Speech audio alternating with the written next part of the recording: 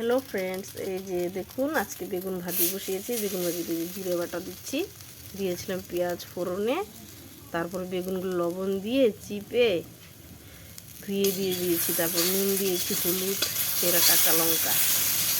এখন জিরে বাটা দিয়ে নাড়াচাড়া করবো কিছুক্ষণ, করে নামিয়ে নেব। তুমি দেখবা, এই যে দেখো, এই যে বেগুন ভাজা করছি জিরে বাটা দিয়ে। তুমি খাবা? তুমি খাবা? ওইদিকে যাও, দূরে যাও, করবো তো।